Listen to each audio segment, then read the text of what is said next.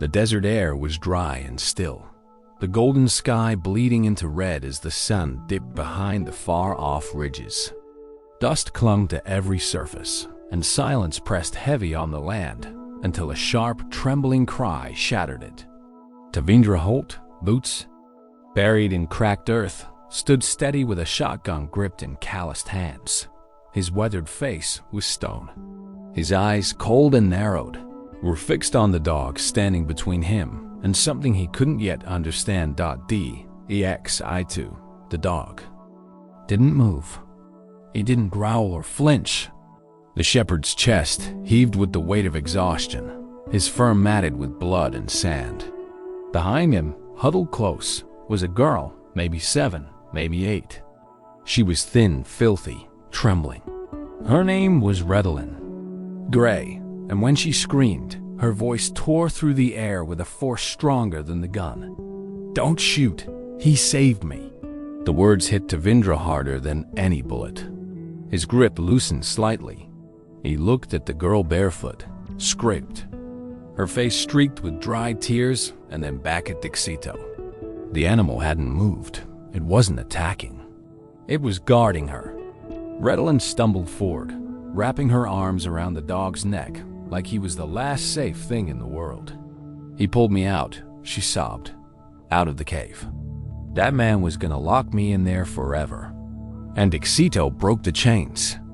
He didn't let him take me. The name hit Tavindra like a punch to the gut. Dexito. It was carved into the tarnished tag around the dog's collar, along with something else, an inscription that made Tavindra's throat tighten. If found, return to Orlannis Kade. Orlannis Kade, a name Tavindra hadn't heard in 17 years. A name tied to a debt unpaid and a brotherhood shattered. Tavindra lowered the shotgun completely now, eyes burning for more than just desert wind. He studied the girl again. She looked familiar, not in her face, but in her silence. Her presence cracked open a door he thought he'd sealed shut long ago.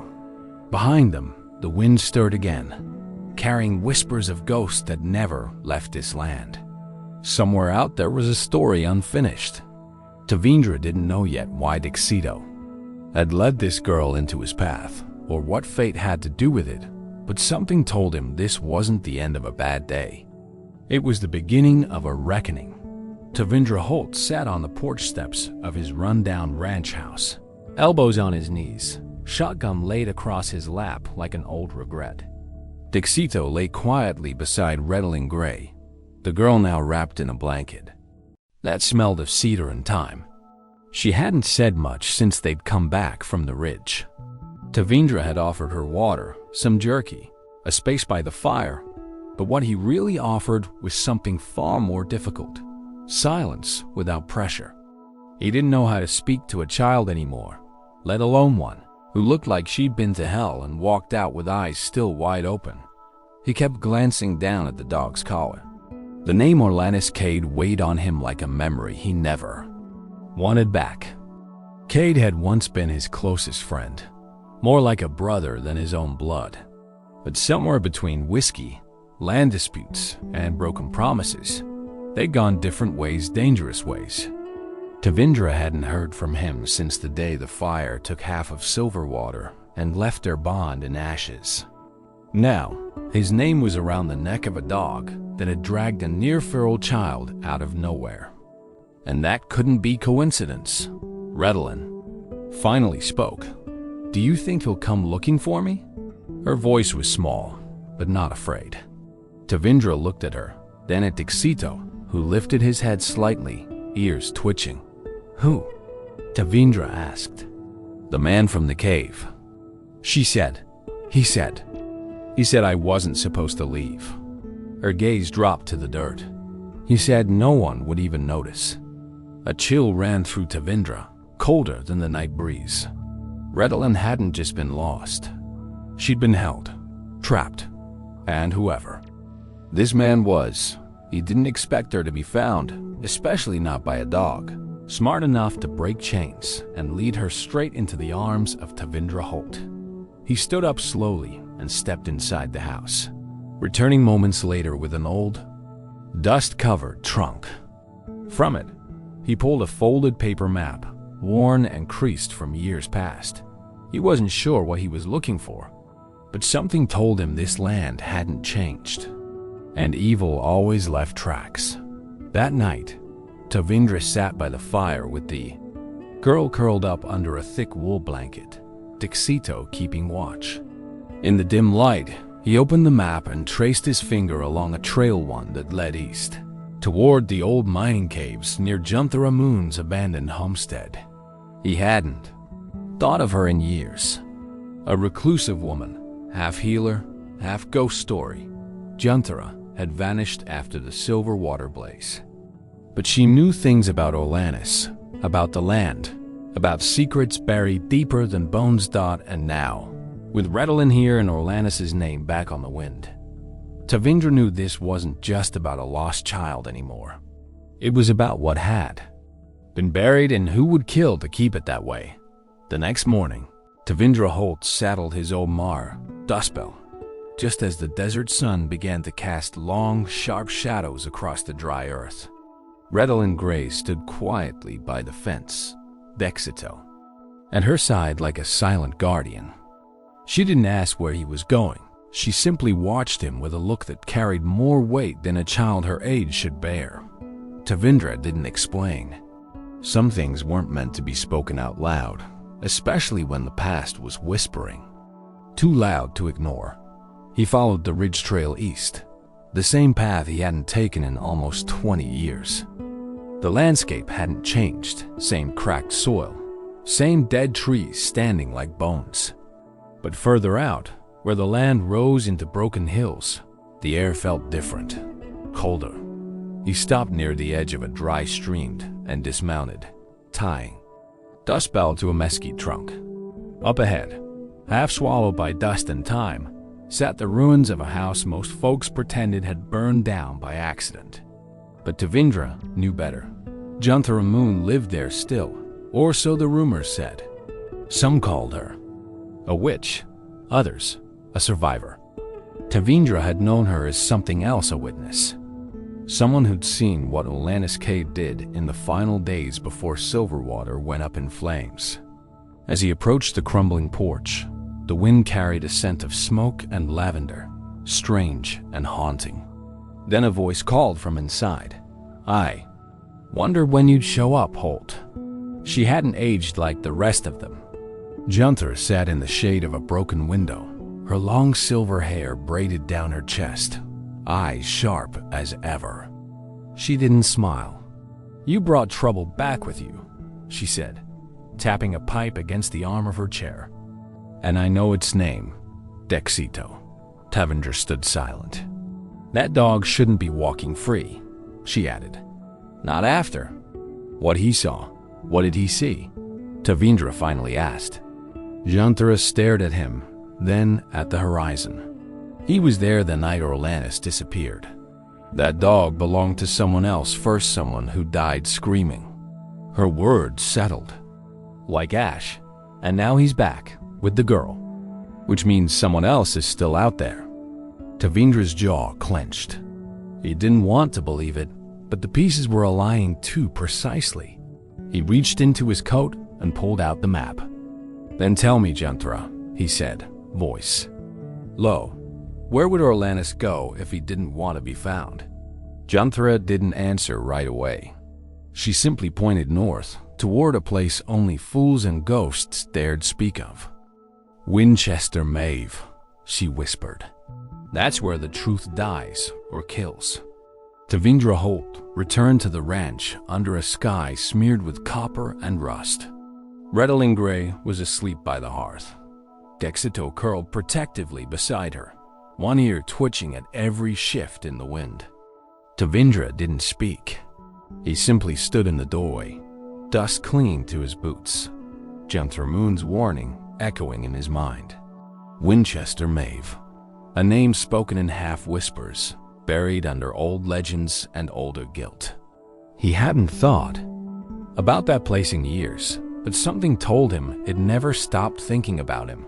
He didn't sleep that night.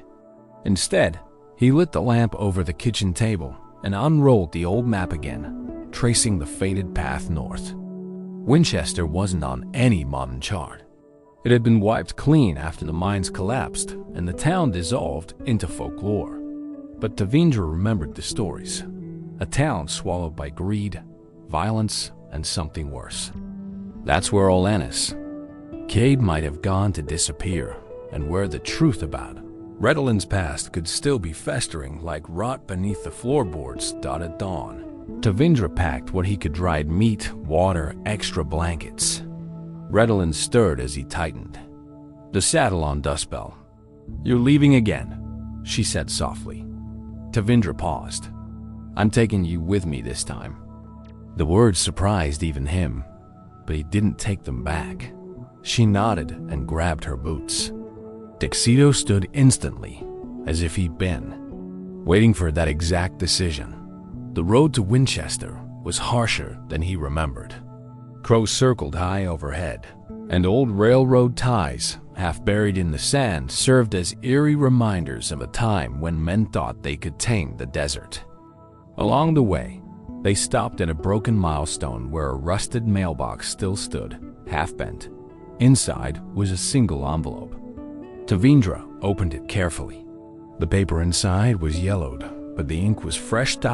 It was a letter, unsigned, but the handwriting was familiar. His stomach dropped as he read the first line. "If you found Dexito, it means the past has returned. Don't trust Silkwood Baxley. He knows more than he says." The name hit like a thunderclap. Silkwood. He was the one who took Orlannis's badge after Silverwater fell. Now he was sheriff of these parts, and if someone was warning Tavindra against him, it meant whatever this was. It went deeper than old grudges.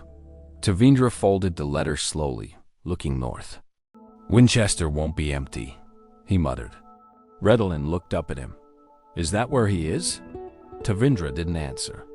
He just mounted Dustbell and held out a hand. "Let's go find out," he said. Dexito barked once, low and steady-like. He already knew what waited beyond the hills. Winchester Mave wasn't a town anymore. It was a memory turned to dust. Broken beams jutted from the earth like ribs, and the wind whistled through hollow buildings, carrying the scent of rust and something long dead. Tavindra Holt dismounted slowly, scanning the empty street. Redolin Gray walked close beside him, her small hand gripping the edge of his coat. Dexito stayed alert, ears raised, every step deliberate. The dog knew something was off before anyone spoke a word. They found the saloon first, or what was left of it. Sunlight streamed through holes in the roof, painting stripes on shattered bottles and splintered floorboards. Redolin stood frozen. At the doorway, her eyes wide. "I've been here," she whispered. Tavindra turned sharply. "When?" She shook her head. "In dreams, I think." He didn't press her. Dreams had a way of bleeding into memory, especially in places like Winchester, where pain had soaked into the walls. Inside the old sheriff's office, they found records, faded wanted posters, ledgers scorched by time. One page was marked in fresh charcoal. Bexidora links. Do not contact. Tavindra's breath caught. Bexidora had been a journalist before Silverwater fell. She'd exposed half the town's corruption and disappeared before she could testify.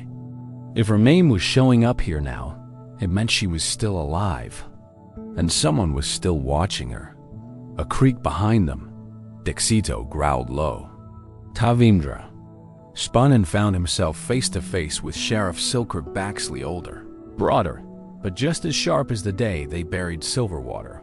His star badge glinted in the light, and his hand rested near his holster. "You should have stayed gone." "Holt," Silkwood said, voice calm, almost gentle. "Winchester doesn't need ghosts." Tavindra stepped between the sheriff and Redolin. She was taken, held in a cave. "You know something about that?" Silkwood didn't flinch. "I know a lot of things. I know Orlannis Kade made a lot of enemies. And I know folks like Junter Moon stir up more dust than they settle. His eyes landed on Dexito. That dog's a relic from a time we buried for a reason. Redolin's voice cut through the tension. He saved me. It was quiet but firm.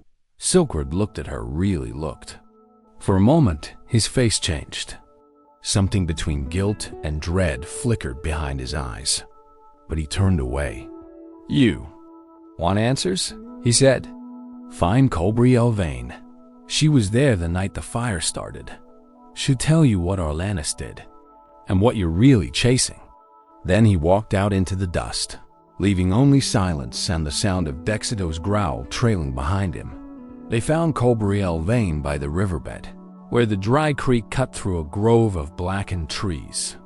Her cabin was nothing more than a shack nailed together from old train wood and prayer. Smoke rose from the chimney in soft spirals, and the wind carried the faint scent of tobacco and mint. Tavindra Holt hesitated at the gate. He hadn't seen her in over 15 years, not since the fire and the betrayal that followed.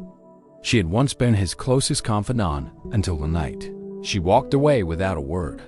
Cobrielle opened the door before they could knock. Her hair was silver now, but her stance was the same, rigid, deliberate, hiding everything behind narrowed eyes. "You brought the girl," she said, not as a question. "And the dog." She looked at Dexito with something close to fear. "You're late, Tavindra." He stepped forward. "Silkwood sent us." She snorted. Of course he did. Cowards always push the truth into someone else's hands. Inside, the cabin was cramped but full of life herbs hanging from the ceiling, maps tacked to the walls, a battered piano missing half its keys. Redolin Gray sat quietly on a wooden stool while Dexito laid at her feet. Cobrielle lit a lantern and set it between them. "You want to know what happened to Orlannis Kade," she said. "But you're asking the wrong question." Tavindra frowned. "Then what should I be asking?" She looked him dead in the eye. "You should be asking who Redolin really is." The room fell silent. Cobrielle reached into a drawer and pulled out a worn photograph. It showed a man holding a baby, his face shadowed, but unmistakable. "Orlannis. That girl," she said, nodding toward Redolin, "is his blood. His daughter, born in secret the year before the fire. Her mother was Bexidora Lynx." Tavindra stepped back. The truth hit hard, unraveling years of confusion. Bexidora had vanished not because she was silenced, but because she was protecting a child. This child. Redolin wasn't just a victim. She was the last piece of Orlannis' legacy. But why was she in that cave? Tavindra asked. Cobrielle looked away. Because someone doesn't want her alive. Someone who was there the night Orlannis died. The same man who signed the death record and took his badge. Her voice dropped. Silkwood Baxley. Tavindra felt the weight of it all settle in his chest. He had come here chasing ghosts. Instead, he had found blood, betrayal, and a girl who carried a name that still made men tremble. Outside, the wind picked up and Dexito growled low again. Trouble was moving, and it was heading straight for them. That night, Tavindra Holt stood outside Cobrielle Vane's cabin, staring out into the dark as the desert wind hissed across the rocks. Redolin Gray was asleep inside, curled beside Dexito near the fire. Every word Cobrielle had said echoed louder in the silence.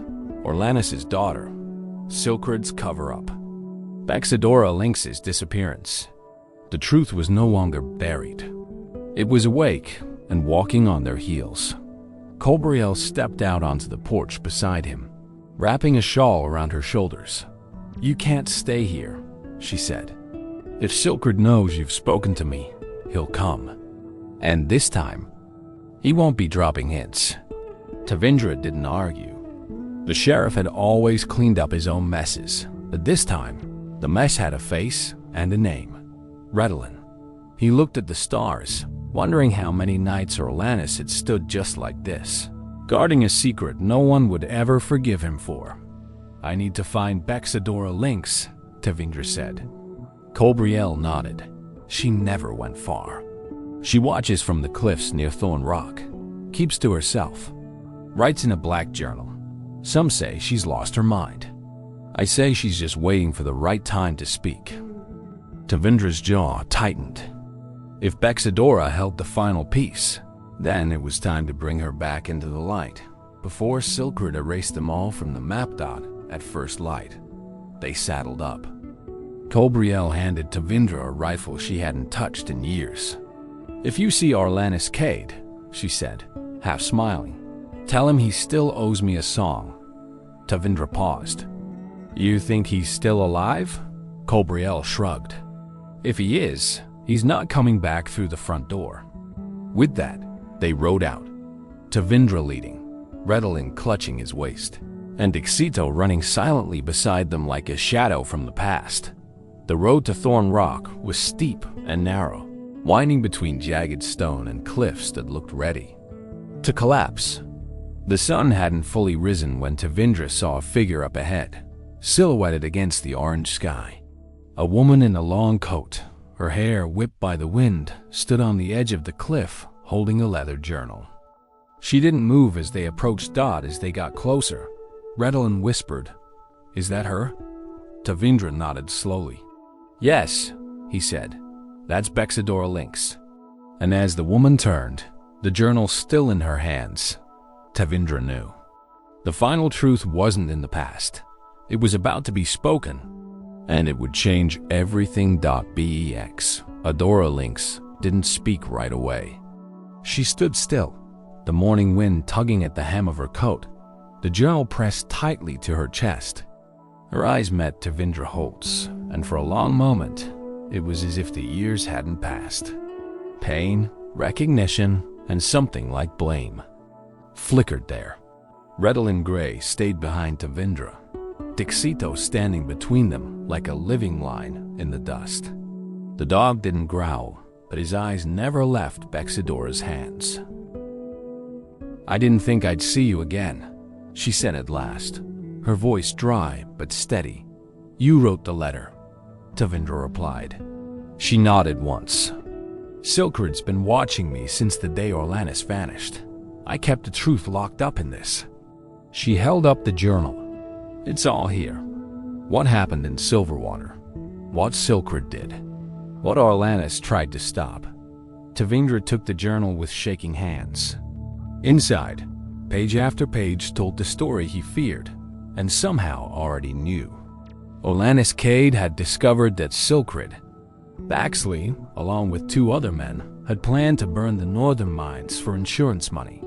The explosion had been set, but Orlannis tried to stop it. The fire killed 17, including Redolin's grandmother. And when Orlannis survived, barely, Silkred made him disappear. He left Dexito behind, assuming the dog would die with his master. "I ran," Bexadora said. "I took Redolin and hid. She doesn't know who I am. I gave her to a friend in another town and tried to disappear too." Her voice cracked. "I didn't protect her the way Orlannis wanted. I failed her." Tavindra looked at Redolin, the child now fully aware of the weight on her small shoulders. She didn't cry. She simply stepped forward and took Bexadora's hand. Before more could be said, Dexito let out a single sharp bark. Tavindra turned fast. From the edge of the bluff, a man on horseback approached slow, deliberate. A glint of silver on his chest. Silkred Baxley. He was alone, but his posture said otherwise. He wasn't here to talk. He was here to end it. "You should have burned that book, Bexadora," Silkred called out, calm as ever. Tavindra stepped between him and the others. "It's over, Silkred." The sheriff tilted his head, almost amused. "Not yet," he said, resting his hand on the butt of his gun. For a moment, time held its breath. Tavindra Holt stared across the clearing at Silkred Baxley, whose hand hovered just inches above the worn leather of his holster. Behind Tavindra stood Bexadora Lynx, gripping her journal tight against her chest. Beside her, Redolin Gray clutched Dexito's fur, her eyes locked on the man who had haunted her life without her ever knowing his name. The morning sun had risen high, but its warmth did nothing to thaw the cold tension in the air. "I don't want blood," Tavindra said, his voice low and steady. "But I'm not walking away." Silkwood smiled without humor. "You always did think you were cleaner than the rest of us. But you don't understand, Holt. This." He gestured vaguely at the land, at the past. "This all runs deeper than justice, deeper than law. What I did for the town, for peace. Peace built on lies," Bexadora snapped. "You killed for convenience. You buried the truth and made us all pay for it." Silkwood didn't deny it. He simply shrugged. "And what happens if that truth gets out? You think they'll come back and build statues for Orlannis Kade? You think they'll believe a dead man and a ghost rider over a lawman?" His eyes flicked to Redolin. "Especially when the girl's got no voice in court." "That's when..." Dexito growled. Low. Warning. Tavindra didn't wait for a draw. He stepped forward, dropping the journal at Silkwood's feet. "You want to stop this? Burn it. Right now. But you and I both know it's not the only copy." Silkwood looked down at the book, then back up at Tavindra. For the first time, something cracked behind his eyes, uncertainty. Maybe even fear. And that's when another voice echoed from the cliffs. "You don't get to decide what's buried anymore," said thornily a Rusk, stepping into view. The old preacher woman's robes billowed in the wind, and in her hand she held a second journal, a copy Bexadora had given her long ago. She raised it like a banner. "This truth is already written in stone, Sheriff. And I'll write that. Your trial if no one else does." Silkwood's hand dropped from his weapon, not in surrender, but in fury. "Then you've chosen your side," he muttered. "All of you." He turned his horse sharply and rode off without another word into the horizon, where smoke already rose from the edge of the hills. Tavindra watched him disappear, heart pounding. "He'll come back," Cobriel Vane murmured from behind. "And next time, he won't be alone." The sun had barely crested the ridgeline when Tavindra Holt packed the final supplies onto Dustbell's saddle. The wind carried the faint smell of smoke, but no flames had reached them yet. Somewhere out there, Silkwood Baxley was gathering what little power he had left desperate, wounded, and unpredictable. But Tavindra no longer feared him. The truth was out, and even if Silkwood tried to bury it again, too many hands now held it. And too many eyes had finally opened. Inside the cabin, Redolin Gray sat at the small wooden table, reading the last page of her father's journal, Orlannis Kade's handwriting, scrawled in faded ink. She didn't cry. She simply closed the book and looked at Bexadora Lynx, who now stood beside her like a mother reclaiming something sacred. "Will I ever meet him?" she asked softly. Bexadora hesitated. "Maybe. If he's still out there, he'll come when it's time." Tavindra stepped in quietly, watching them with a heart heavier than he let on Dot at midday. They gathered at Thornelia Rusk's chapel, the only place left in the valley where truth was spoken freely. Junthra Moon, Cobriel Vane, and even Winchester. Maeve herself, hidden in the back pew, came to hear Bexadora read aloud from the journal. Every name, every detail, every fire, betrayal, and silence broken. No one interrupted. No one left. When it ended, silence fell across the chapel, not from fear, but from relief. Outside, a rider approached from the distance. Tavindra stepped forward instinctively, hand near his side. But it wasn't Silkwood. It was Orlannis Kade, alive, older. Scarred, but unmistakably him. He dismounted slowly, locking eyes with Tavindra. No words were needed. They had both carried the same shame, the same loss, and the same impossible hope. Redolin stepped forward, unsure. Orlannis knelt, tears in his eyes. "I never meant to leave you," he whispered. And she, without hesitation, wrapped her arms around him. Later that evening, Tavindra sat on the porch beside Dexito, who now rested peacefully at his feet. The wind had shifted. The smoke was gone. The past had finally loosened its grip. Cobriel and Junthera prepared a meal inside. Dexito wrote in a fresh journal.